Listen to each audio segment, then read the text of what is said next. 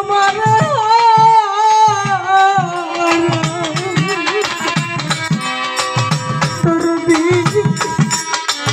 সমা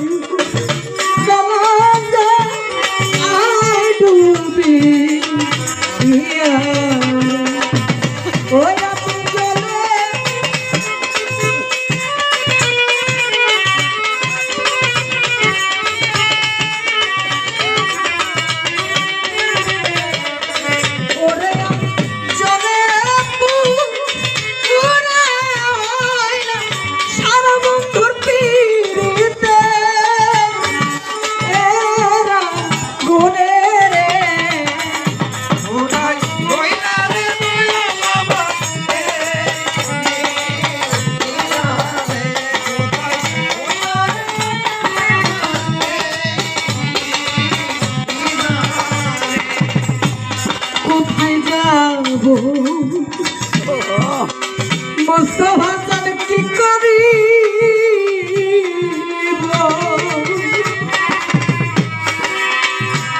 আমার তোর দিলে কোথায় পাবো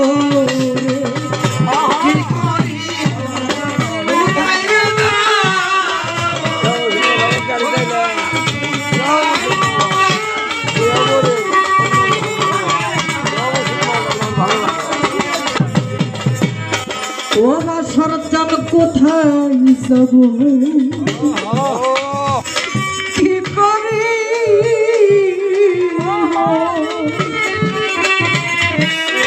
আর জান রে কোথায় যায়া তুই পাবো আবুলা কেন যায়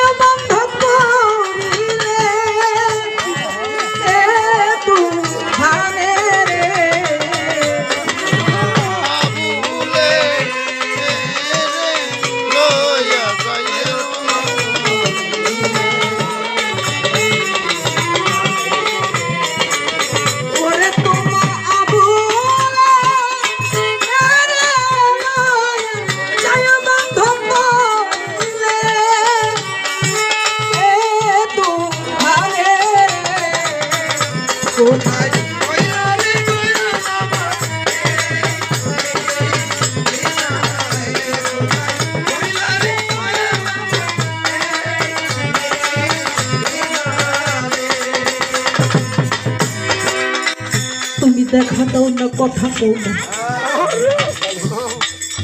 এই অভাগীর শোনে কোথায় রইলা রে আমার দয়াল চালেই জানে। সাধক গানে বলেছে আজ বড় নিদানে পরে ডাকি, ও দয়াল রহিলা কোথায়। দয়াল এমন একটা জিনিস, নকুল কুমার বিশ্বাস তার প্রবাদের মধ্যে লিখেছে স্বার্থের দুনিয়া স্বার্থ ছাড়া কিছুই বুঝে না, স্বার্থ ছাড়া কেউ কাছে বসে। মুস্তফা বাজার বিনা স্বার্থে কেউ ভালোবাসে,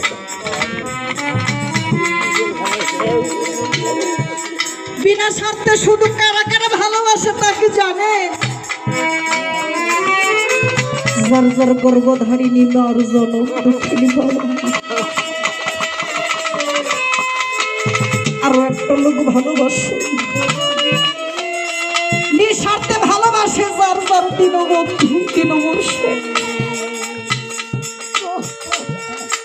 একটা গুরু কখনো ভক্তের কাছে খাইতে চাই না, পড়তে চাই না,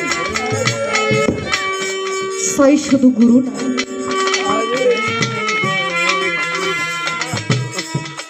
মা বাবা তেমনি সন্তানের কাছে খাইতে পড়তে চায় না, চাই শুধু সারাদিন পড়ে যাবে একটা মারামাকে মা বোনের বাবা বোনের।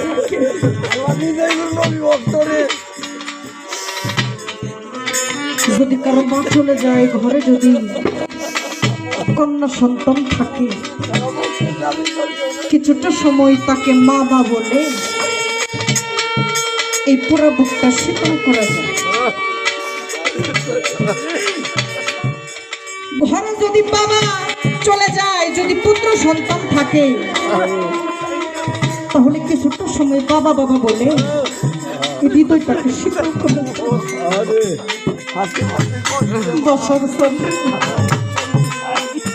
আমার সৈয়দ স্যার, আমার আবিব স্যার, আমার মুস্তফা স্যার,